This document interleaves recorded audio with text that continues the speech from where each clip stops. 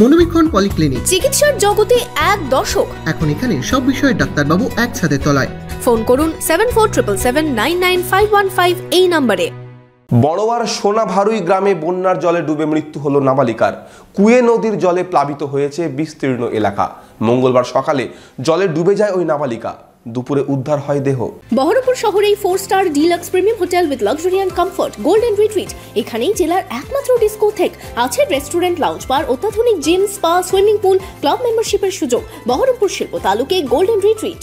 বড়োয়ায় কুয়ের নদীর জল ঢুকেছে গ্রামে। সেই জলে ডুবে প্রাণ গেল চতুর্থ শ্রেণীর এক ছাত্রীর।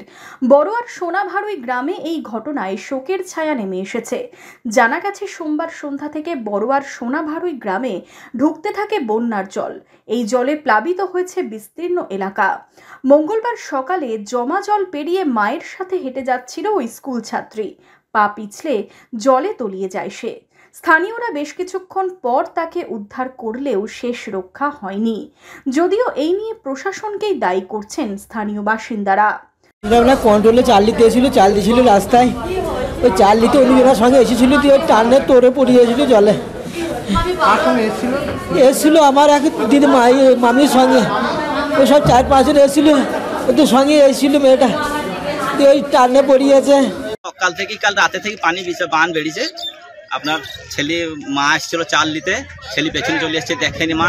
দিয়ে ছেলে পানি ওইখানে তো এক গলা পানি, এক বুক পানি হচ্ছে ওইখানে, দিয়ে ডুবি মরি গেছে। খুঁচাখাজি করে কত খুঁচাখাজি করে পেয়েছেন। যদি সকাল থেকে আমরা বিডিও সাহেবকে, প্রশাসনকে, সবাইকে। কত বয়স বাচ্চার? বাচ্চার 6 বছর থেকে প্লাস সামথিং।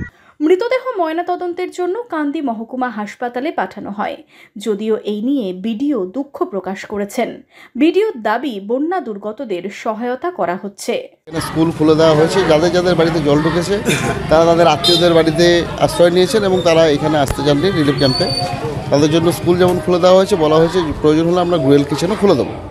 এবং সকাল থেকেই ওইদিকে পরিস্থিতি আস্তে আস্তে খারাপ হচ্ছিল, জল বাড়ছিল এবং ওই আমরা যেমন ট্রিপল এটাকে দিয়ে দেওয়া হয়েছে রিলিফের জন্য। যে সমস্ত জিনিসগুলো আছে অর্থাৎ চাল বা অন্যান্য জিয়ার, সেগুলোও ব্যবস্থা করা হয়েছে।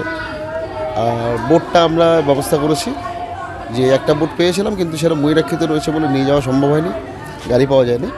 আমরা স্পিড বোট জেলা থেকে আনিয়ে নিচ্ছি, সেটা পাঠানো হচ্ছে।